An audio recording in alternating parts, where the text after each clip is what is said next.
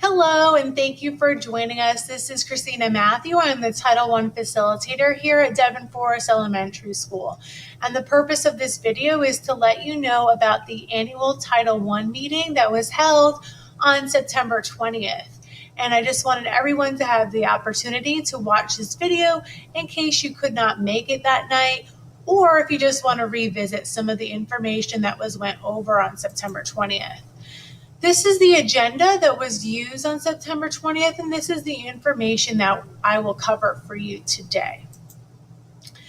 Now, what is Title I?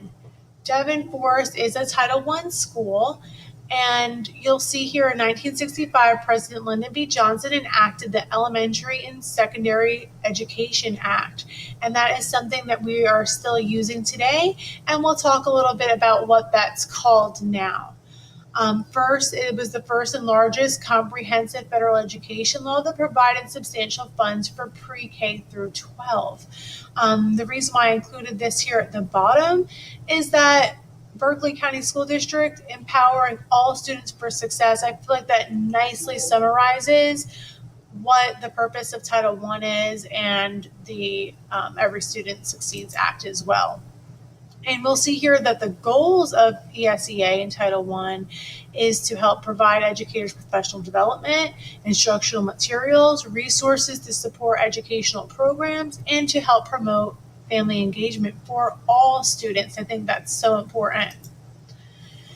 So the Every Student Succeeds Act actually is ESEA, which we just talked about, the Elementary and Secondary Education Act. This is a nickname that it was given, the Every Student Succeeds Act, again, empowering all students for success. And it was passed by President Obama in December 2015, even though the original law was passed in 1965. So we are currently in full implementation of the law as of last year. School report cards. Every year in South Carolina, schools will receive a school report card. Ours will be out in mid-November. Once those are out, that information will be provided to you.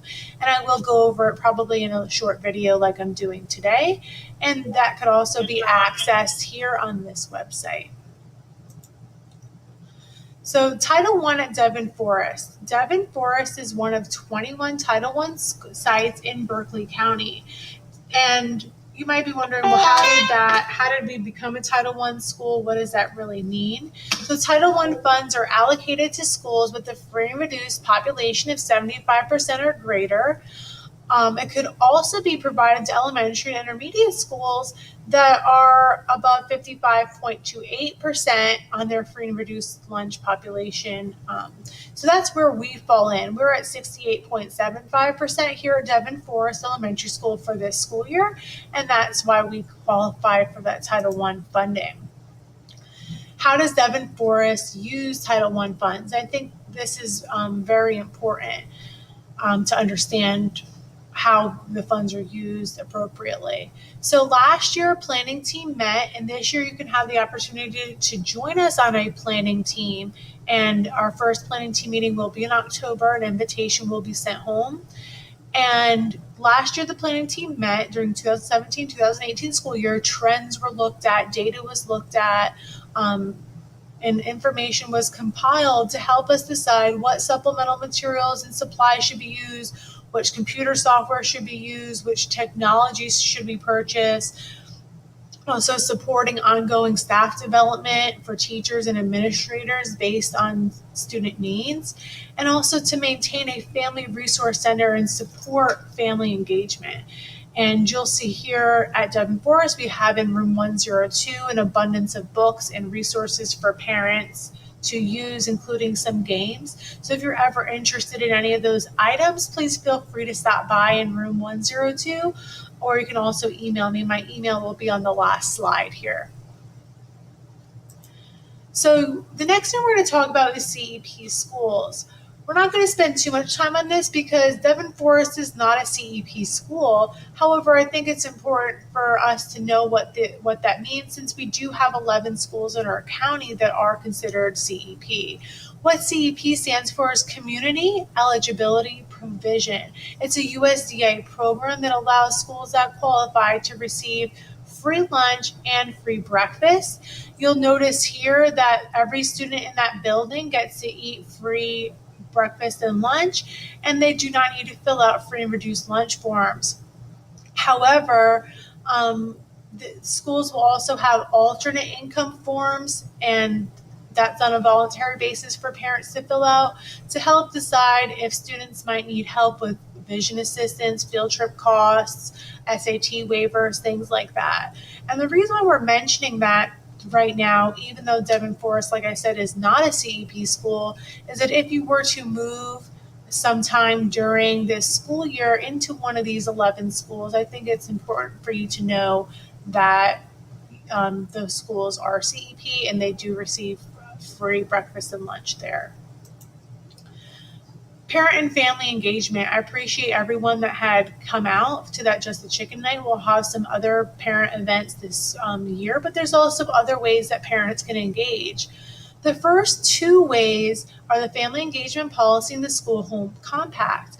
Those will be sent home in Wednesday folders on September 26th as a draft. And it's important for you to review those and make suggestions on those drafts so that a finalized copy can be made in October, and those final copies will be sent home based on the suggestions and feedback that we get from those.